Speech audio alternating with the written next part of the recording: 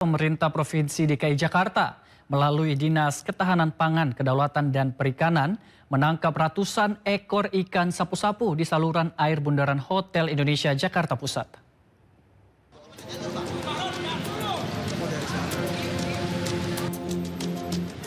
Puluhan petugas dari Dinas KPKP Provinsi DKI Jakarta, PPSU dan dinas terkait menangkap ratusan ikan sapu-sapu yang berada di saluran air Bundaran HI, tepatnya di aliran Anak Kali Cideng, Jakarta Pusat. Hanya dalam waktu singkat, petugas berhasil menangkap ratusan ekor sapu-sapu berbagai ukuran. Perburuan ikan yang masuk dalam kategori spesies invasif ini dilakukan setelah viralnya video ikan sapu-sapu berukuran besar di saluran air tersebut.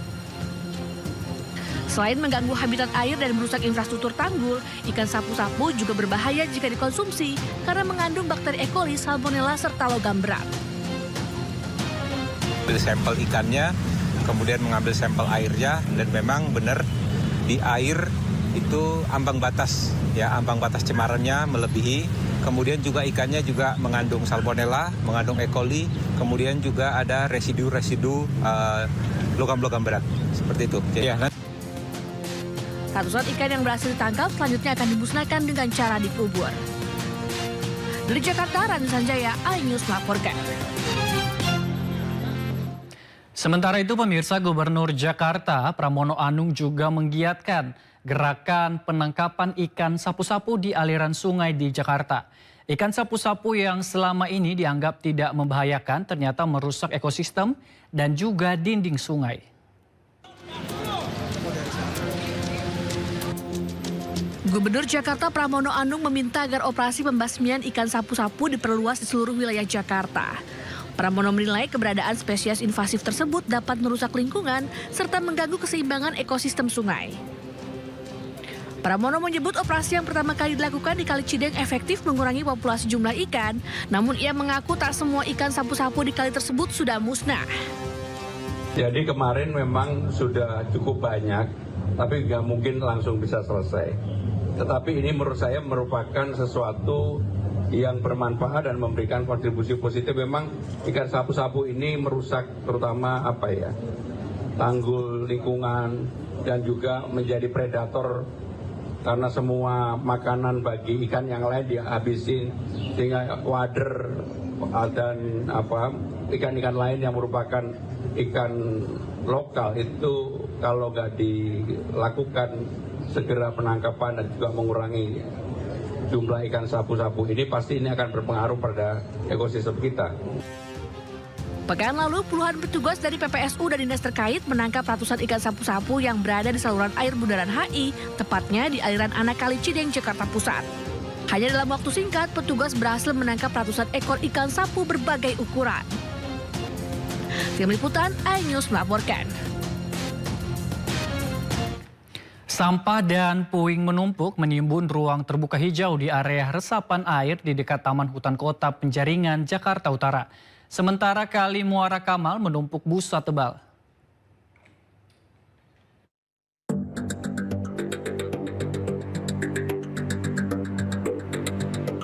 Tumpukan sampah dan puing di Jalan Kepanduan 2 Pejagalan Penjaringan, Jakarta Utara berada di dekat Taman Hutan Kota Penjaringan. Tumpukan sampah ini dahulunya merupakan ruang terbuka hijau dan area resapan air. Kondisi saat ini memprihatinkan, ruang terbuka hijau rusak oleh orang yang tidak bertanggung jawab. Sampah menimbulkan bau tak sedap sehingga warga melapor melalui aplikasi Jaki. Petugas dari Kelurahan Pejagalan melakukan teguran dan memberikan surat imbauan kepada pemilik sampah. Dan kita berikan surat himbauan itu 12 lapak pemiliknya. Ya. Untuk tindakan lanjutnya kita sampai ke pimpinan. Sementara Kali Kamal Muara di Penjaringan, Jakarta Utara tertutup hamparan busa tebal. Fenomena ini bukan pertama kali terjadi. Busa sudah kerap muncul tanpa ada tindak lanjut dari petugas. Dampaknya, petugas badan air kesulitan membersihkan sampah karena permukaan kali tertutup busa tebal. Hanya lagi numpuk, ada angin tuh, ya nyebrang ke ini, cuma nggak semuanya gitu. Limbah busa diduga berasal dari rumah tangga dan pabrik di sepanjang aliran Kamal Muara. Busa muncul saat rumah pompa menyedot air ke laut. Pemerintah dan instansi terkait diharapkan segera menelusuri sumber pencemar dan melakukan penindakan agar tidak mencemari kali serta lingkungan. Dari Jakarta, Sofyan Firdaus, iNews melaporkan.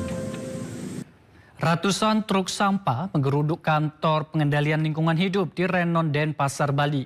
Para pendemo mengancam akan mogok mengangkut sampah jika tak ada solusi sampah.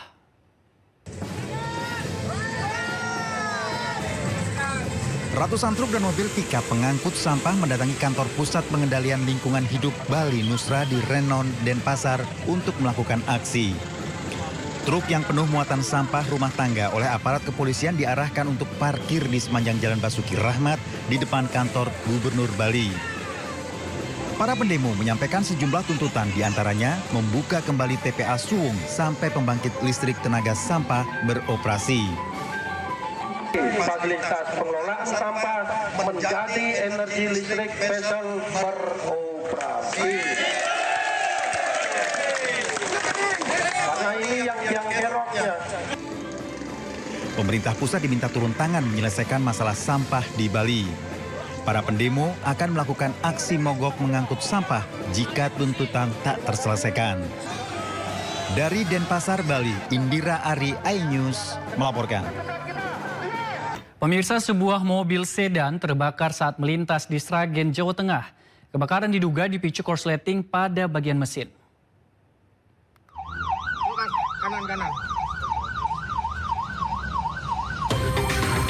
Kecelakaan maut yang melibatkan sebuah minibus dan truk bermuatan tepung terjadi di Jalan Tol Semarang-Solo, kilometer 445A, Kabupaten Semarang, Jawa Tengah.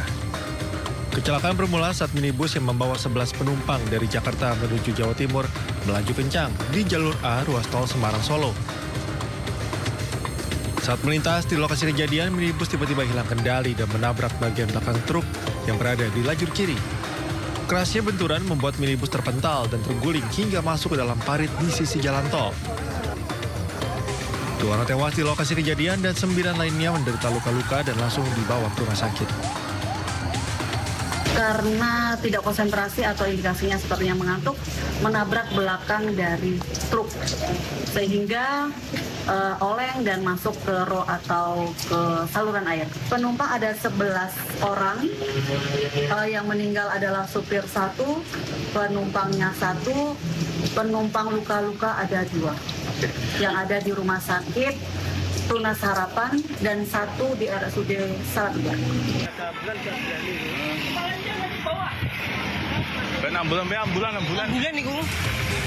Kecelakaan juga terjadi melibatkan 2 truk dan 1 sepeda motor di Jalan Grobogan, Blora, Jawa Tengah. Peristiwa ini mengakibatkan seorang sopir truk terjepit di kabin kemudi. Proses evakuasi mengalami kesulitan lantaran korban terhimpit di antara bodi kendaraan.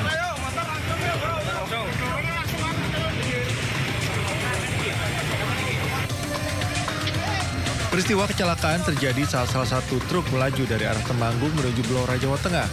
Dan di saat yang bersamaan, meluncur truk dari arah sebaliknya dengan kecepatan tinggi diduga mengalami remblong. Kecelakaan tak terhindarkan hingga keduanya terlibat kecelakaan adu banteng. Sementara sebuah sepeda motor yang berada di belakang truk terkejut dan tidak sempat menghindar hingga menghantam bagian belakang truk. Akibat kejadian ini, 4 korban yang ada dalam kabin kedua truk serta seorang pengendara motor menderita luka dan langsung dilarikan ke Rumah Sakit Umum Grobogan, Jawa Tengah. Dari Grobogan dan Semarang, Jawa Tengah, Rustam Nusantara, Lurisa Lulu, iNews melaporkan. Pemirsa, sebuah mobil sedan berisi rombongan seni peran sandiwara di Kabupaten Indramayu, Jawa Barat terseret arus banjir pada Jumat siang. Mobil yang nekat menerjang banjir luapan sungai tersebut terbawa arus hingga masuk ke area persawahan.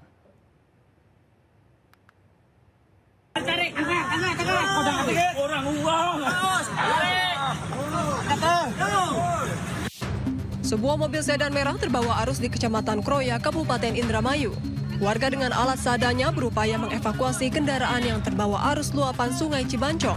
Beruntung kendaraan yang ditumpangi rombongan pemain seni peran atau sandiwara tersebut berhasil dievakuasi.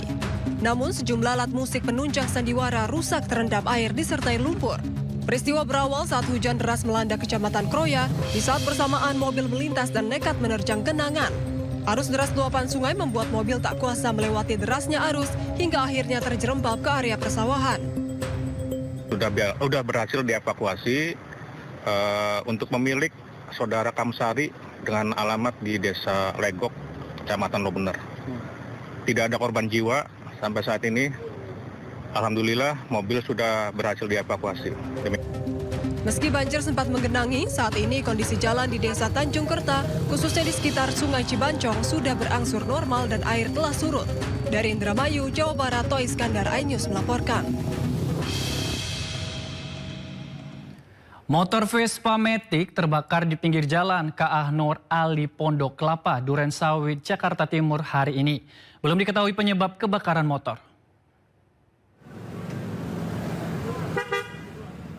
Beginilah kondisi motor Vespa Matic milik warga yang terbakar di pinggir jalan Kiai Haji Nur Ali Pondok Kelapa, Durensawit, Jakarta Timur hari ini. Peristiwa terjadi saat korban mengendarai motornya pulang dari kampus. Namun di tengah jalan tiba-tiba api muncul dari motor dan semakin membesar. Awalnya korban mengisi bahan bakar sebelum melanjutkan perjalanan ke kediamannya dari kampus usai mengambil berkas wisuda. Namun naas, di tengah perjalanan motornya bermasalah. Sumber api diduga berasal dari injektor mesin Vespa LX 2012. Sempat dibantu warga memadamkan api, namun sayang usaha tak membuahkan hasil. Akibat kejadian seluruh barang yang dibawa terbakar habis, termasuk berkas wisuda yang baru diambil dari kampus.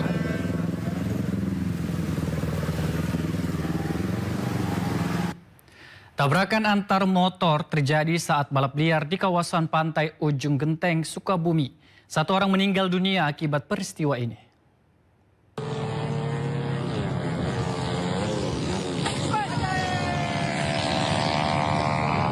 Beginilah aksi balap liar di kawasan pantai Ujung Genteng, Desa Ujung Genteng, Kecamatan Ciracap, Kabupaten Sukabumi.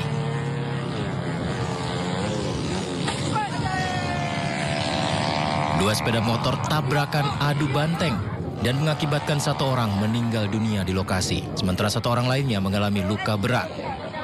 Kapolsek Ciracap AKP Taufik Hadian menjelaskan kecelakaan terjadi saat korban AG sedang uji coba kendaraan dan diduga aksi ini dalam kegiatan balap liar. Polisi mengingatkan warga untuk tidak melakukan aksi balap liar di area publik karena sangat beresiko dan berujung pada kecelakaan fatal. Pemirsa, proses evakuasi korban kecelakaan helikopter PK CFX di Kabupaten Sekadau, Kalimantan Barat akhirnya rampung dilakukan secara bertahap. Seluruh jenazah korban kini telah diberangkatkan ke Rumah Sakit Anton Surjarwo Bayangkara di Pontianak untuk penanganan lebih lanjut.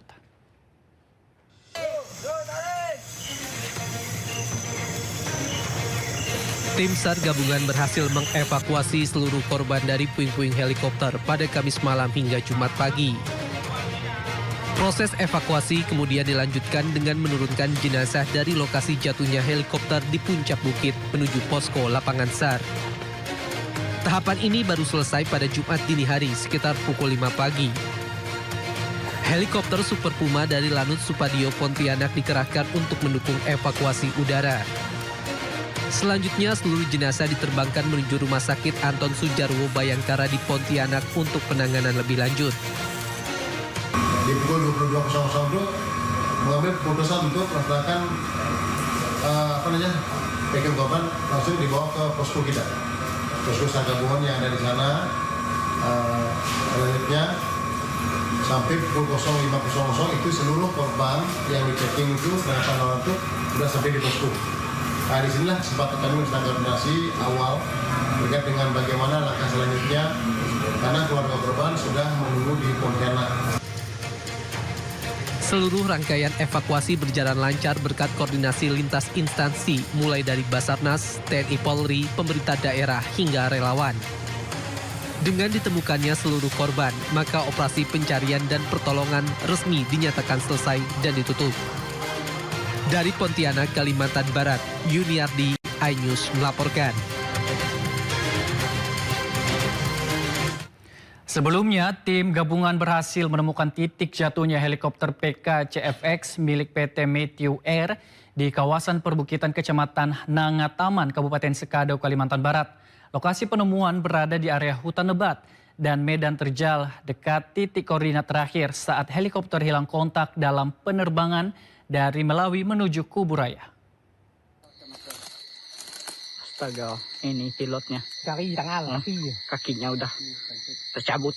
Tim gabungan akhirnya menemukan titik jatuhnya helikopter PKCFX milik PT Matthew Air di perbukitan Kecamatan Nangataman, Kabupaten Sekadau, Kalimantan Barat. Helikopter ini ditemukan pada Kamis malam di kawasan hutan lebat dan perbukitan terjal, tepat di sekitar titik koordinat terakhir saat pesawat hilang kontak dalam penerbangan dari Kabupaten Melawi menuju Kabupaten Kuburaya. Sulitnya akses menuju lokasi dengan jalur curam, licin, dan minim penerangan membuat tim gabungan memutuskan bertahan di lokasi sambil menunggu pagi hari untuk melanjutkan proses evakuasi. Kami sudah mendekati TKP, ini kita berada di atas puncak. Untuk titik koordinat sudah ditemukan dan semuanya sudah dinyatakan meninggal. Hingga kini penyebab pasti kecelakaan belum dapat diketahui.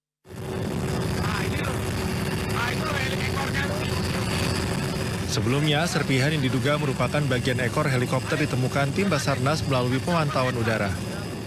Posisi temuan berada sekitar 3 km dari titik awal hilang kontak.